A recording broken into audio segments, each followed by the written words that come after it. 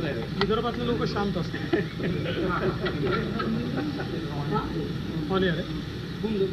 बाकीचे लोक घाबरून.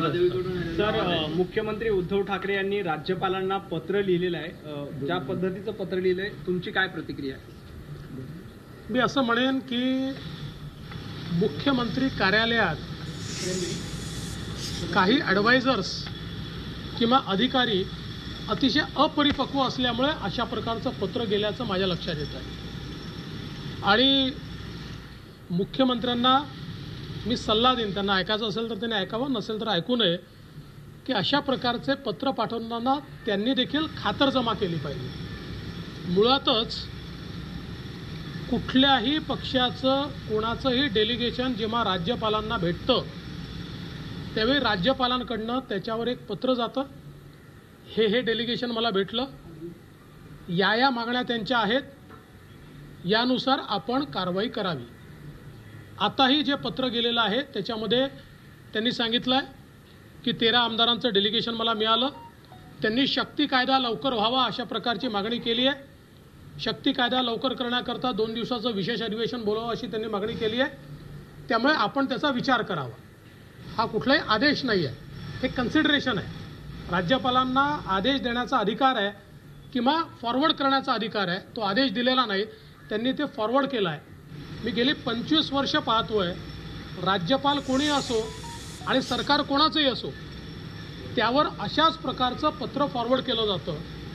मात्र ही जी काही अपरिपक्वता या ठिकाणी मुख्यमंत्री कार्यालयाने दाखवली आहे, 7 दिवस रिसर्च करून वेगवेगळ्या राज्यांचे आकडे घेऊन अशा प्रकारचं पत्र पाठवण्याच्या ऐवजी राज्यातल्या पोलिसांना कडक कारवाईचे आदेश दिले असते आणि शक्ती कायद्यावर लवकर निर्णय करण्याचा विचार जर झाला असता तर ते अधिक संवेदनशील दिसलं असतं. परंतु अशा प्रकारे त्याला राजकीय रंग देणं हे अतिशय अयोग्य आहे आणि हे अपरिपक्वतेचं परिचायक आहे. फॉरवर्ड केलेल्या पत्रावर पहिल्यांदा मुख्यमंत्र्यांनी अशा पद्धतीचं उत्तर दिलं असेल असं वाटतं तुम्हाला? 100% पहिल्यांदाच महाराष्ट्राच्या इतिहासामध्ये फॉरवर्ड केलेल्या पत्रांवर मुख्यमंत्र्यांनी इतकं रिॲक्टिव्ह पत्र लिहिणं हे पहिल्यांदा घडलं.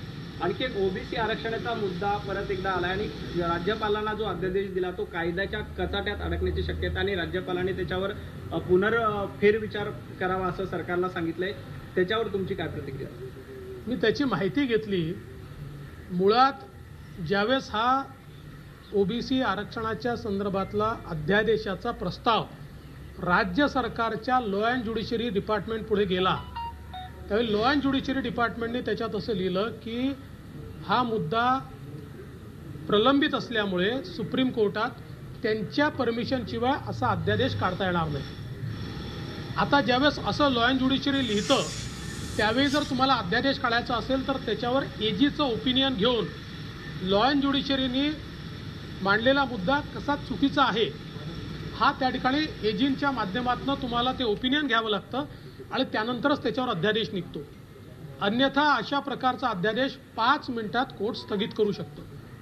मात्र राज्य सरकारने स्वतःच्याच लॉ अँड ज्युडिशरी डिपार्टमेंटनी ज्यावेळी त्याच्यावर अशा प्रकारचा शेरा लिहिला त्याच्यावर कुठलीही ओपिनियन न घेता, कारवाई न करता किंवा ते ओव्हररूल न करता थेट अध्यादेश काढण्याकरता ती फाईल ही माननीय राज्यपालांकडे पाठवली. ते माननीय राज्यपालांनी ते जे ओपिनियन आहे जे महाराष्ट्र सरकारच्या लॉ अँड ज्युडिशरी डिपार्टमेंटने दिलं आहे की अध्यादेश टिकणार नाही ते अधोरेखित करून याच्यावर काय उपाय आहे हे तुम्ही मला सुचवा असं त्या ठिकाणी पाठवलेलं आहे. म्हणजे राज्याच्या हिताचं पाठवलं आहे, ओबीसी समाजाच्या हिताचं पाठवलं आहे. अन्यथा ओबीसी समाजाची फसवणूक होईल. दाखवण्याकरता अध्यादेश काढायचा आणि तो सर्वोच्च न्यायालयात किंवा उच्च न्यायालयात एका मिनिटात स्थगित व्हायचा असं न होता त्याची सगळी प्रोसिजर पूर्ण करून ती फॉलो करून मग अध्यादेश निघावा याकरता त्यांनी क्वेरी केली. त्या क्वेरीचं उत्तर देण्याच्या ऐवजी महाविकास आघाडीतले मंत्री हे ज्या प्रकारे त्याच्यावर रिॲक्शन देत आहेत याचा अर्थ त्यांच्या मनामध्ये ओबीसींना फसवणं आहे, केवळ दाखवण्याकरता हे करायचं आहे. त्यामुळे असं करू नका, त्याचं उत्तर द्या आणि आवश्यकता असेल तर आम्ही देखील राज्यपालांकडे तुमच्यासोबत यायला तयार आहोत, आम्ही त्यांना विनंती करायला तयार आहोत. पण फसवणुकीचा अध्यादेश नको, अध्यादेश टिकला पाहिजे असा त्या ठिकाणी काढला पाहिजे. त्यामुळे राज्यपालांनी जी काही क्युरी केली आहे ती राज्यपालांची नाही, तर तुमच्या लॉ अँड ज्युडिशियरी डिपार्टमेंटची आहे. ती क्युरी सॅटिस्फाईड करून पुन्हा एकदा ती फाईल तुम्ही त्या ठिकाणी पाठवा आणि अध्यादेश काढा, अन्यथा ती ओबीसी समाजाची फसवणूक ठरेल. तर एकनाथ शिंदे असतील किंवा बाळासाहेब थोरात असतील, ते म्हणतात की राज्यसभेची निवडणूक ही बिनविरोध व्हायला हवी, त्यासाठी ते बोलणार आहेत भाजपच्या वरिष्ठ नेत्यांची. अर्थात तुमच्याशी ही बिनविरोध व्हावी यासाठी सहकार्य करावं. तुमचं काय मत? आणि शरद पवार आणि तुमची या संदर्भात काही चर्चा झाली का? नाही, अजून माझी पवार साहेबांशी या संदर्भात कुठली चर्चा झाली नाही. त्या नेत्यांनी जे म्हटलेलं आहे, आमच्या पक्षामध्ये मी काही एकटा निर्णय करत नाही. त्यामुळे आमच्या पक्षामध्ये जे काही पक्षाचं आमचं इथली कोर कमिटी आहे, त्या कोर कमिटीशी मी चर्चा करेन. त्याच्या आधारावरच निर्णय होऊ शकतील. आता तरी कोर कमिटीने लढवायचा निर्णय घेतला आणि त्यामुळे आम्ही फॉर्म भरलेला आहे. भाजपचं अंकांचं गणित जुळत नाही असं आहे, पण अशा स्थितीमध्ये मग भाजप का उमेदवारी लढते असाही सवाल महाविकास आघाडीकडनं केला जातोय. कारण बिनविरोध व्हावी अशी त्यांची अपेक्षा आहे का राजीव सातवांच्या निधनानंतर? बिनविरोध जर व्हायची असेल तर त्यांनी तसा प्रयत्न जरूर करावा. आम्हाला प्रतिप्रश्न विचारून कशी बिनविरोध होईल? भारतीय जनता पक्षाने जर फॉर्म भरला असेल तर काही विचार करून भरला असेल. त्यामुळे आमच्या कोर कमिटीने विचारपूर्वक तो भरलाय. समजा उद्या असं ठरवलं आम्ही की नाही लढायचं, तर तेही कोर कमिटी ठरवेल. सर, प्रभाग रचना होऊ शकते, मुंबई महापालिकेची रचना होऊ शकते, त्याबद्दल तुम्ही कशा पद्धतीने बदल? मुळात या संदर्भामध्ये तुम्ही जो निर्णय घेतला होता तो बदलला गेला आणि कालांतराने परत आता तो बदलला जातो. असं आहे की ज्यावेळी प्रभाग रचनेचा निर्णय बदलला होता त्यावेळीच मी समजावून सांगितलं होतं की प्रभाग रचना करण्याच्या मागची भूमिका काय आहे, त्याच्या मागचा रॅशनल काय आहे. पण त्यावेळेस सरकारला ती नको होतं, त्यामुळे सरकारने केलं नाही. आता पुन्हा प्रभाग रचनेमध्ये त्यांच्यात विसंवाद आहे. 3 पक्षांची 3 मतं आहेत. निर्णय तर होऊ द्या, मग आपण रिएक्शन देऊ. देखिए, राज्यपाल जी ने जो पत्र लिखा ये रूटीन पत्र है. मैं ऐसा मानता हूँ कि इसको दिया गया जवाब ये चीफ मिनिस्टर ऑफिस की इमैच्योरिटी दिखाने वाला जवाब है.